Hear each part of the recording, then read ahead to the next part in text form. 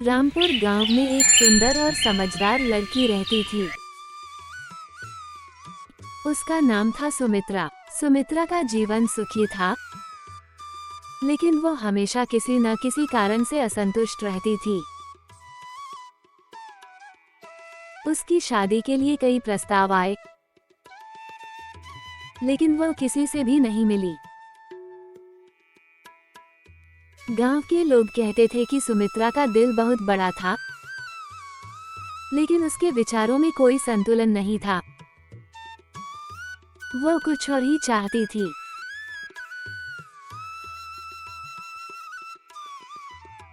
वो चाहती थी कि कोई ऐसा व्यक्ति उसकी जिंदगी में आए जो उसके सपनों को पूरा कर सके।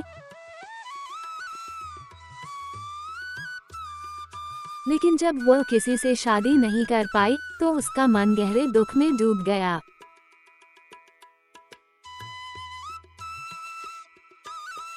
वो अपनी असंतुष्टि को दूर करने के लिए शमशान घाट में अकेले जाती और वहां घंटों बैठकर अपनी परेशानियों का समाधान खोजने की कोशिश करती।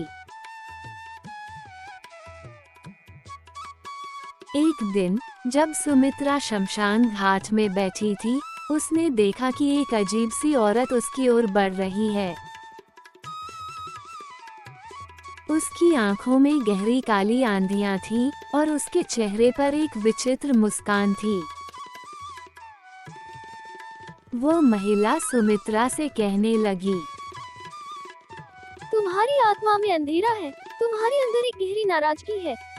अगर तुम चाहते हो कि तुम्हारा दुख खत्म हो, तो मुझे अपना साथ दो।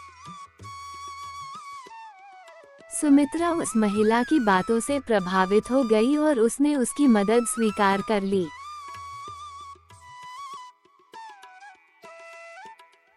उस महिला ने सुमित्रा से कहा कि यदि वो उसे शाप दे, तो वह हमेशा के लिए बदला ले सकती है। सुमित्रा ने अपनी निराशा और गुस्से को अपने दिल में समेटकर उस महिला की बात मान ली।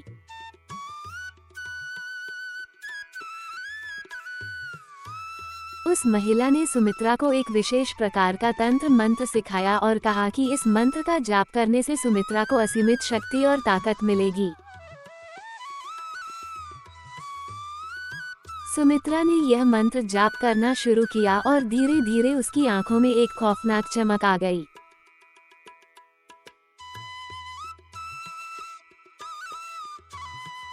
उसके चेहरे पर एक अजीब सी हंसी थी और उसका रंग काला होने लगा।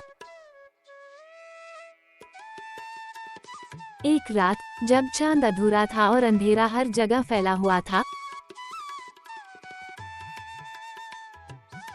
सुमित्रा ने अपनी आत्मा को पूरी तरह से उस काली महिला की शक्ति को सौंप दिया। इस प्रक्रिया ने सुमित्रा को एक काली चुड़ैल में बदल दिया,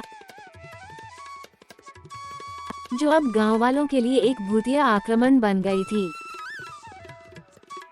वो अपनी नई शक्तियों का इस्तेमाल करने लगी और रात के अंधेरे में गांव के लोगों को परेशान करने लगी। गांव वालों को जब ये समझ में आया कि उनकी धरती पर एक काली चुड़ैल का वास हो चुका है, तो उन्होंने उसे शाप से मुक्ति दिलाने के लिए कई उपाय किए। कुछ लोग तंत्र मंत्र का प्रयोग करने लगे, कुछ लोग हवन करने लगे,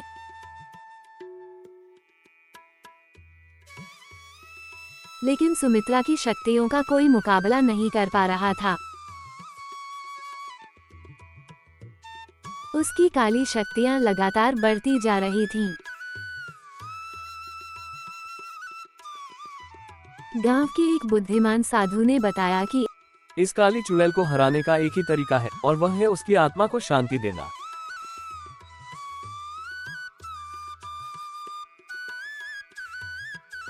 साधु ने सभी गांव वालों से मिलकर एक बड़ा यज्ञ आयोजित करने की योजना बनाई।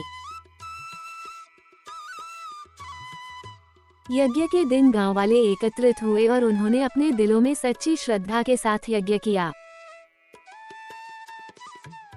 उस दिन सुमित्रा की काली शक्ति का प्रभाव कमजोर होने लगा। जैसे ही यज्ञ की आहुति आग में डाली गई, सुमित्रा की काली चुड़ैल की शक्तियां घटने लगी और अंततः वह शांति पा गई। सुमित्रा की आत्मा अब शांति से मुक्त हो गई और उसकी काली चुड़ैल वाली कुटिया भी मिट गई। गांव में फिर से शांति लौट आई।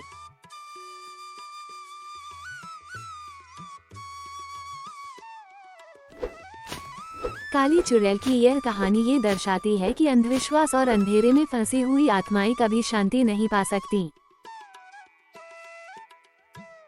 केवल सही मार्गदर्शन, आत्मज्ञान और आस्था ही हमें मुक्ति दिला सकते हैं। काली चुड़ैल का रूप दरअसल हमारे भीतर के उस भय और असंतोष का प्रतीक है, जिसे हम अपने जीवन से दूर करके शांति और संतोष पा सकते हैं।